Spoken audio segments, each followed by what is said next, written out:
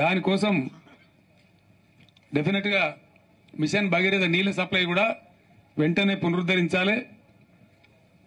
Current కూడా ఏముందండి నాకు అర్థం కాదు. పెద్ద మగవాళ్ళకి అసెంబ్లీలో ఉపన్యాసాలు చెప్పినారు. కరెంటు అప్పులు చేసింది, కరెంటు అప్పులు చేస్తా అది ఎవరి కోసం చేస్తుందండి? కరెంటు అప్పులు చెయ్యాలి, ఎందుకు చేయకూడదండి? నేను అడుగుతా ఉన్నా. రైతాంగం పంటల మీద పెడతారా? అని నేను చెప్పిన అసెంబ్లీ పీక్ అవర్స్ వచ్చినప్పుడు ఒక 2 నెలల పాటో 3 నెలల పాటో నెలకో 1,100-1,200 కోట్లు పెట్టి 1,400-1,200 కోట్లు కాదు ఇక్కడ ఇష్యూ, ఎన్ని కోట్లు అన్నది కాదు.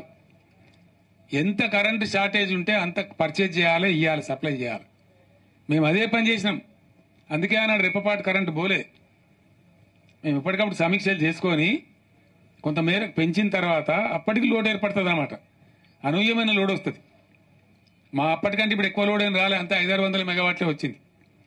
మేమున్నప్పుడు పీక్ లోడ్ 14,900 పైచీలకు పోయింది. మొన్న పీక్ లోడ్ 15,600కు పోయింది.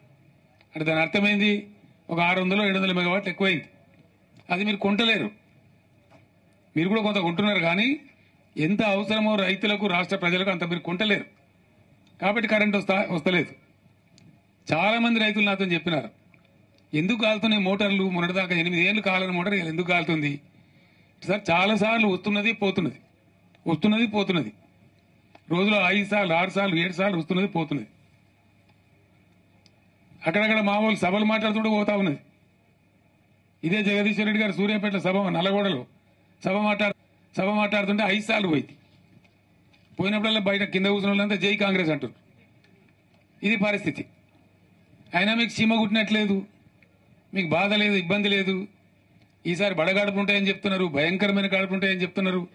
అయినా పట్టించుకునే పరిస్థితి లేదు. కానీ మేము మాత్రం ఊరుకునే పరిస్థితి కాదు. ఎట్టి పరిస్థితులలో మీకు అసలు పట్టింపే లేదు రైతులంటే. రైతు బంద్ చేయడానికి పెద్దగా హరిగోస పెట్టినారు వాళ్ళను.